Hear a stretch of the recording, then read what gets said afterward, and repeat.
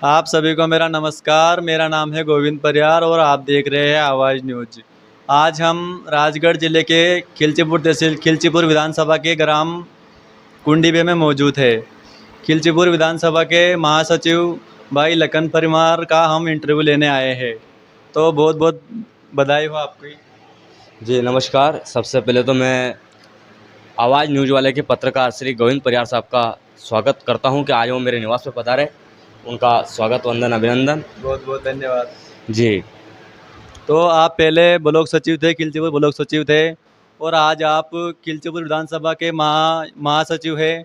तो ये कैसा रहा आपके यहाँ तक का सफ़र, ये थोड़ा बताइए ज़रा। जी मैं पहले ब्लॉक सचिव के पद पर कार्य करता था और मैंने उस पद पर भी निरंतर काम किया। जैसे पार्टी ने मुझे आदेश आदेश दिया उस प्रकार मैंने काम करता आया और काम करता ही नहीं, बाकी मैंने जितने भी मेरे साथी है, जितने भी मतदाता है, सभी से मिला। सभी हमारे विधानसभा के जितने भी क्षेत्र के हैं, सभी में घुमा फिरा और सभी से बात की।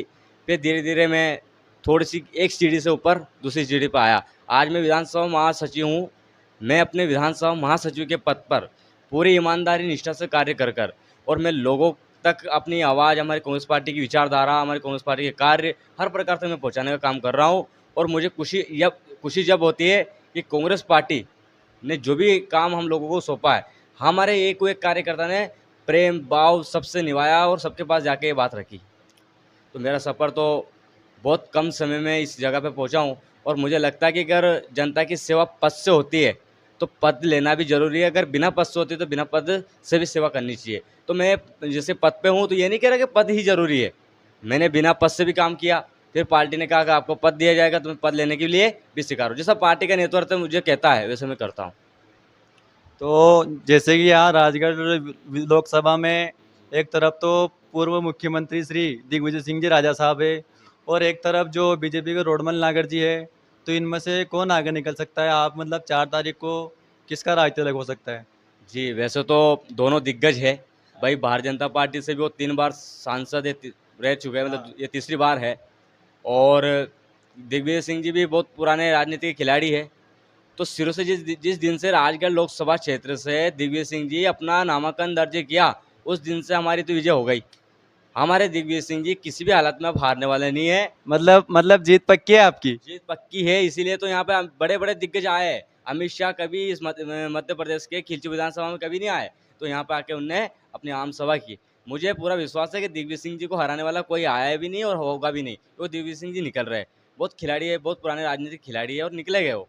तो कितने वोटों से निकल रहे हैं, कुछ अंदाजा लगा सकते हो आप? वोट 1 लाख से ऊपर निकलेंगे, ये फाइनल है। चाहे वो कितने भी 1 से 1.5 लाख हो जाए, 2 लाख हो जाए, लेकिन 1 लाख से नीचे नहीं आएंगे। और दिग्विजय सिंह जी आज नहीं, वो तो उस दिन से उसी दिन जीत गए थे जिस दिन उन्होंने नामांकन दर्ज किया था। और मुझे रोडमल नागर जी भी पहले 4,30,000 वोट से निकले थे आगे। तो रोडमन नागर जी मोदी लहर से जीत रहे थे। रोडमन नागर व्यक्तिगत नहीं जीते, मोदी लहर जीत रहे थे, धर्म का सहारा ले रहे थे। और कहने का तात्पर्य ये है कि अगर रोडमन नागर जी उन्हें पक्ष में भी कोई फार्म, अगर पक्ष में फार्म भर ले तो कोई नहीं जिताया उन्हें। उनका व्यक्तित्व अच्छा नहीं है, कभी किसी क्षेत्र में घूमे नहीं, किसी शादी समारोह में आए नहीं, किसी की सेवा की ही नहीं। भाई किस वजह से वोट दें उन्हें?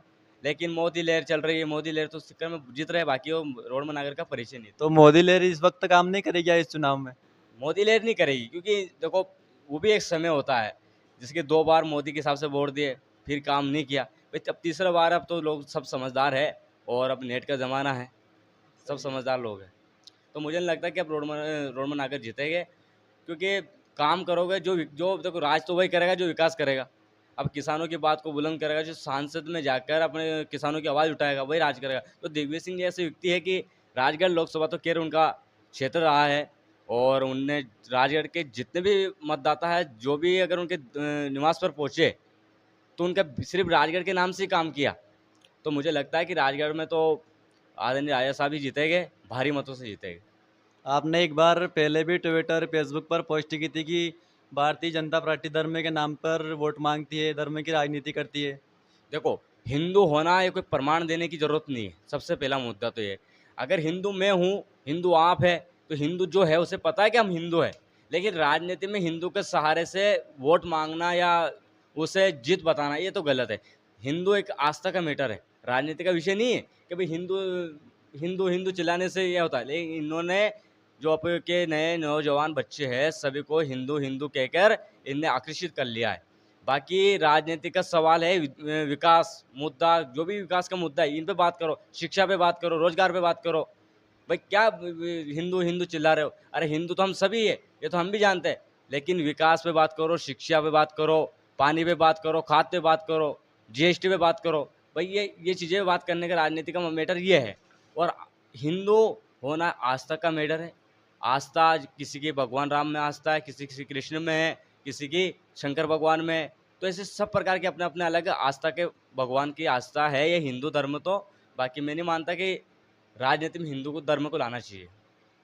तो आप कांग्रेसी को तो जो बीजेपी वाले जो है ना वो जो राजनीतिक धर्म का मुद्दा बोलते हैं कि जब चुनाव आता है उस वक्त ये मंदिर में जाते हैं, ऐसा भी बोलते हैं वो। देखो, उज्जैन अगर महाकाल लोक बना था तो ये श्री कमलनाथ जी 15 महीने मुख्यमंत्री रहे, उसमें बजट पेश हुआ था। और काम कब चला? जब वो 15 महीने की सरकार हमारी किसी कारणवश गिर गई थी, उसके बाद में काम चलाया तो करवाया तो कमलनाथ ने, लेकिन शिवराज सिंह चौहान का नाम चल रहा है। तो कहने का मतलब है कि जितने भी मंदिर बने ये सब कांग्रेस के कांग्रेस शासन में बने थे, मंजूर हो गए थे। अब बनाने में क्या था? बनाने अब बनने लग गए, सरकार उनकी है तो। बाकी कांग्रेस शासन में ही मंजूर हो गए। भगवान अयोध्या का मंदिर है, अब अयोध्या का मंदिर कौन से बीजेपी वाले ने बना दिया भैया? और तो गांव के जो जनता के पैसों से बना है वो तो। बिल्कुल, वो जनता के पैसों से बना है, सबका पैसा लगा हुआ उसमें। कोई भारतीय जनता पार्टी अकेले ने नहीं बनाया। और कहने का तात्पर्य है कि देखो, धर्म धर्म पर तो गलत है वोट मांगना या धर्म पर राजनीति करना। भाई ये तो आस्था का मैटर। मैं नहीं चाहता कि इस टॉपिक पे मैं बात करूं। और मैं तो इतना कहना चाहता हूँ कि जितने भी मंदिर बने, उज्जैन उज्जैन का महाकाल लोक भी बनाया तो कमलनाथ जी ने बनाया। अब बाकी और भी मंदिर है, बहुत सारे ऐसे इतिहास है। लेकिन मैं नहीं कहना चाहता कि भारतीय हम कांग्रेस वाले ऐसे लोग हैं कि धर्म पर राजनीति नहीं करते। तो हमने जो भगवान के लिए जो कर दिया, आस्था के हिसाब से जो भगवान के लिए कर दिया, उसे हम डबल नहीं दोहराना चाहते। बाकी ये विकास के मामले में बात करें, हम बिल्कुल बात करेंगे इनसे। तो वकील खड़े किए थे मंदिर के सामने, वो भी बोलते कि वो तो कांग्रेस ने तो वकील खड़े किए थे, ऐसा किया था। देखो ये सब बात, वो अभी वकील की बात भी चलो मैं बताऊंगा आपको। पर अभी एक किसी ने ये भी बोल दिया था कि दिग्विजय सिंह जी ने तो बोला कि गाय का मांस खाना गलत नहीं है। लेकिन ये दिग्विजय नहीं, सिंह वो तो फेक वीडियो है, मैंने देख रखा है, वो तो एडिट किया हुआ वीडियो है। जी, तो ऐसी ऐसी चीज़ें हैं कि ये अफ़वाह है कि 15 साल वकील खड़े कर दिया था, कुछ भी नहीं किया। कोई धर्म से बाहर नहीं है। उज्जैन में अगर कांग्रेस पार्टी की रैली निकली तो वहाँ पे पाकिस्तान के नारे लगे थे, तो उस पे भी हम लोगों ने कड़ी पुलिस प्रशासन से निवेदन किया कि कड़ी सज़ा दें उन्हें। भाई हम भी हिंदू हैं, हम भी जानते हैं यार हर चीज़ को। भारतीय जनता पार्टी थोड़ी हिंदू है। जब 65 साल राज किया तब हिंदू नहीं था क्या? तब भी हिंदू था। और आज अगर 15 साल में हिंदू हिंदू करने लग गए। पहले भी शासन में हिंदू थे, पहले भी है और अब भी रहेंगे। और हिंदू के ऊपर चर्चा करना तो मूर्खता वाली बात है, क्योंकि हिंदू तो हम है ही सही, लेकिन विकास की बात करो ना राजनीति में। बहुत बहुत धन्यवाद। हाँ, आज हमारे साथ खिलचीपुर विधानसभा के महासचिव श्री भाई लखन फरियार थे। लखन फरमार, तो सॉरी, फरियार नहीं थे, फरियार तो मैं हूँ। ये लखन फरमार थे हमारे साथ। तो इनका बहुत ही अच्छा इंटरव्यू हुआ है। और आप सभी से भी मेरा निवेदन है कि वीडियो को शेयर करें और कमेंट में बताएं कि इस बार कौन जीतेगा, किसका राज तिलक होगा 4 तारीख को। ये आप कमेंट में ज़रूर बताएं। धन्यवाद।